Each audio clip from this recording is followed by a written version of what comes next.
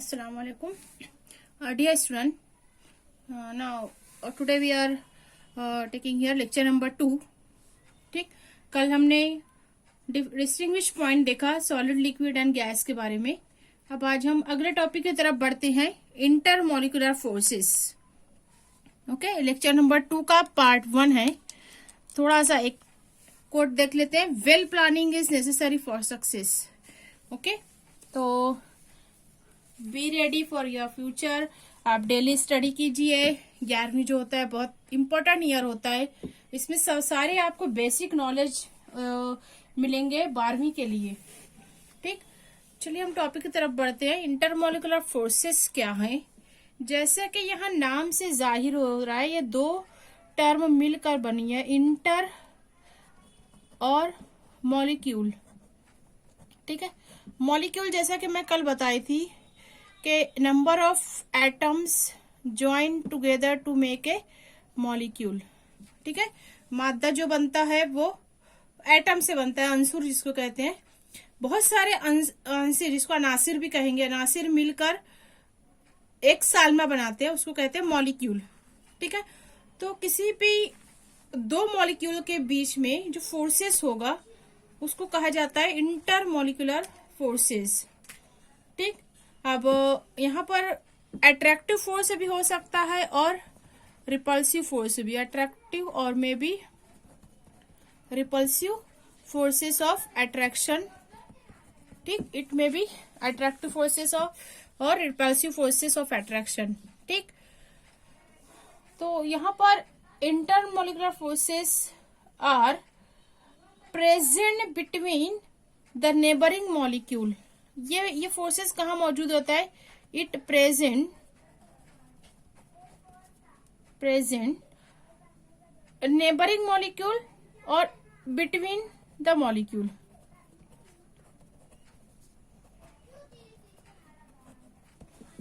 ठीक, जैसा कि आप लोग जानते होंगे, आयनिक और कोऑर्डिनेट और कोवैलेंट बॉन्ड, ये तो 3 टाइप के बॉन्ड्स होते हैं. इनका यहाँ पर इस फोर्सेस से कोई लेना देना नहीं है. यहाँ पर आयोनिक कंपाउंड में आयंस का जो होता है, आयंस की पेयरिंग होती है, वहां पर आयोनिक बॉन्ड बनाते हैं. कोऑर्डिनेट बॉन्ड पोलैरिटी के बेस पे बनता है. कोवैलेंट बॉन्ड ये also equal sharing of electron. तो यहाँ पर इसको आपको नहीं देखना है. यहाँ पर इंटरमोलिकुलर फोर्सेस ऐसे मॉलिक्यूल में होता है, they may be present differences in electronegativity. Okay, इसकी वजह से बहुत ज्यादा फिजिकल प्रॉपर्टी जो है वो अफेक्ट होती है. ठीक है, तो यहाँ पर इंटरमोलिकुलर फोर्सेस का मतलब आपको समझ में आ गया होगा. तो forces are present between the molecule. जैसे मैं यहाँ एक एग्जांपल लेकर आपको बता सकती हूँ, HCl. ठीक है, HCl का एक मॉलिक्यूल दूसरे HCl से जुड़ा हुआ है. ये यहाँ पर जो इनकी बॉन्डिंग होगी, इनका जो अट्रैक्शन होगा, इसको कहा जाएगा inter molecular forces of attraction.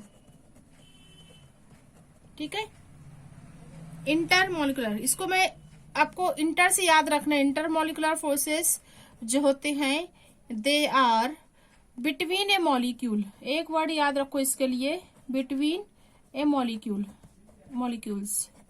ठीक है, दो या दो से ज्यादा नंबर ऑफ मॉलिक्यूल्स अगर उनके दरमियान अट्रैक्शन पाया जाता है तो उसको कहा जाएगा इंटरमोलिकुलर अट्रैक्शन.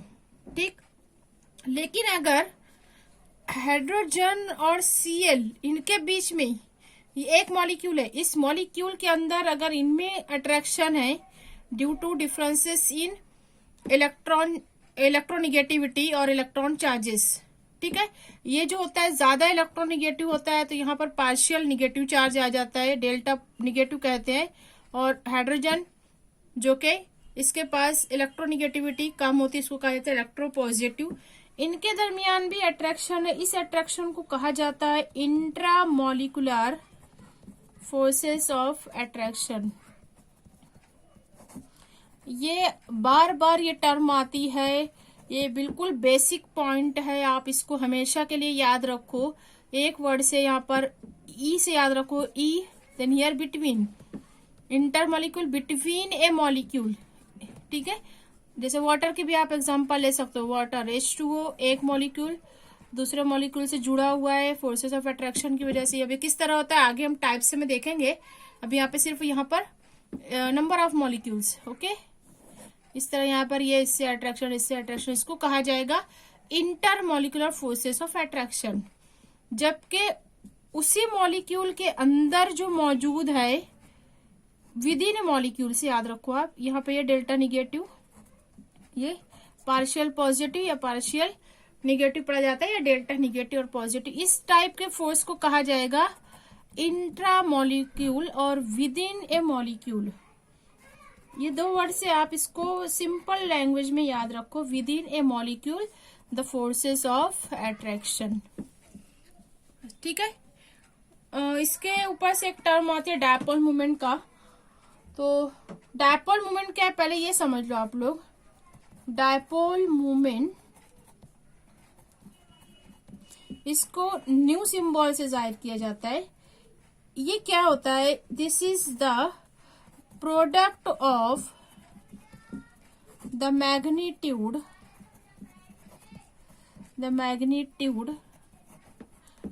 मतलब उसकी जो मिकदार है उसको कहते हैं magnitude of the charge and distance between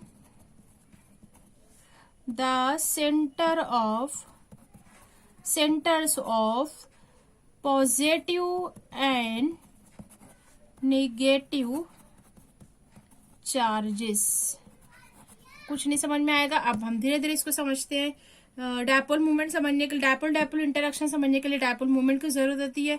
ये आपका यूनिट नंबर 5 में आया है, ये आप सेकंड सेमेस्टर में पढ़ोगे, इसलिए मैं इसको थोड़ा सा आपको इंट्रोड्यूस करा देती हूँ कि डायपोल मूवमेंट होता क्या है। ये फिजिकल क्वांटिटी है, फिजिकल मेजरमेंट है कि यहाँ पर न्यू जो होता है ये किसके बराबर होता है, इट इज द प्रोडक्ट मतलब इनका मजमुआ, किसका मजमुआ, मैग्नीट्यूड ऑफ चार्ज को हम लिखते हैं क्यू से, ठीक है, चार्ज की मिकदार, और जो दो एटम का न्यूक्लियस है। इस तरह यहाँ पे अगर मैं एक एटम बनाती हूँ, इसका न्यूक्लियस, और दूसरा जो भी इसका नेबरिंग एटम है ये जिससे वो बॉन्डिंग किया हुआ है, इनके दरमियान का ये जो फासला है इसको कहा जाता है आर, ठीक है। The distance between the centre of positive and negative charges. Suppose अगर मैं यहाँ पर ले लेती हूँ, ये हाइड्रोजन का एटम है, ये क्लोरीन का एटम है, तो यहाँ पर इनके दरमियान का फासला आर कहलाता है। तो ये जो होता है ये कहलाता है डायपोल मूवमेंट, ठीक। Q is the charge, R is the distance for separation और डिस्टेंस ऑफ सेपरेशन, ठीक है। अब यहाँ पर इसके यूनिट जो होती है वो डी बाई यूनिट से जाहिर किया जाता है और कैपिटल डी से, ठीक है। डायपोल मोमेंट एक फिजिकल क्वांटिटी है, ठीक है। इसको जो है आप फिजिक्स में पढ़ोगे scalar quantity and vector quantity. तो ये वेक्टर क्वांटिटी डायरेक्शनल है। यहाँ पर सपोज मैं एक एग्जांपल लेके आपको बता देती हूँ, हाइड्रोजन फ्लोराइड HF, ये एक मॉलिक्यूल है, हाइड्रोजन और फ्लोरीन एटम मिलकर एक मॉलिक्यूल बनाते हैं। अब यहाँ पर इनकी जो डायरेक्शन होती है ये इस तरह शो किया जाता है, ठीक है। जहां पर जो ज्यादा इलेक्ट्रोनिगेटिविटी रखता है, इलेक्ट्रोनिगेटिविटी क्या है ये आगे मैं आपको बता देती हूँ, पहले इतना समझ लो कि जो ज्यादा इलेक्ट्रोनिगेटिविटी रखता है उसकी तरफ एरो का हेड बता देना है और एक क्रॉस लाइन इसको कर देना है। इस मॉलिक्यूल की डायपोल मूवमेंट बताई गई है 1.91 D, ठीक है, 1.91 D debye, that means dipole movement, ठीक है। एक डिबाई होता है, अगर इसको हम कूलम मीटर में लेते हैं, एक डिबाई बराबर होता है 3.33 इंटू 10⁻³ कूलम मीटर। ये कूलम चार्ज की इकाई है और मीटर जो है ये डिस्टेंस की इकाई है, ठीक है। तो अब ज्यादा कंफ्यूज नहीं होने का है, बहुत ज्यादा मुश्किल भी नहीं है, ये सिर्फ आपको थोड़ा सा एक टर्म से मुझको इंट्रोड्यूस कराना था कि डायपोल मूवमेंट क्या होता है, ठीक है, या आप जब आगे देखोगे कि डायपोल डायपोल इंटरेक्शन क्या है तो वहां पे इस चीज को हमको समझना जरूरी है। तो यहाँ पे मैं ये लेक्चर को फिनिश करती हूँ। अगले लेक्चर में हम टाइप से डिस्कस करेंगे। तो हमने आज सीखा कि किसी भी दो मॉलिक्यूल के दरमियान पाए जाने वाले फोर्स को इंटरमोलिकुलर फोर्सेस ऑफ अट्रैक्शन कहा जाता है। रिपल्शन भी हो सकता है, नो डाउट। ठीक, ये इसके दो टाइप है, इंटरमोलिकुलर, इंट्रामोलिकुलर। इंटर जो पाया जाता है वो बिटवीन मॉलिक्यूल पाया जाता है, जबकि intramolecular this is present with in A molecule, खुद मॉलिक्यूल के अंदर मौजूद रहने वाला फोर्स हुआ कहलाता है इंट्रामोलिकुलर। तो अभी इसके बारे में हम ज्यादा डिस्कस नहीं करेंगे, हम जाते हैं हमारे पॉइंट की तरफ, इंटरमोलिकुलर फोर्सेस ऑफ अट्रैक्शन। उसमें एक टर्म को हमने देखा कि डायपोल मूवमेंट क्या होता है, ये फिजिक्स में भी आएगा आपको और आगे चैप्टर नंबर 5 में भी फिर से रिपीट होगा। सिर्फ यहाँ पे आपको ये समझना है कि what is attraction. Okay, now finish here, now see in next lecture.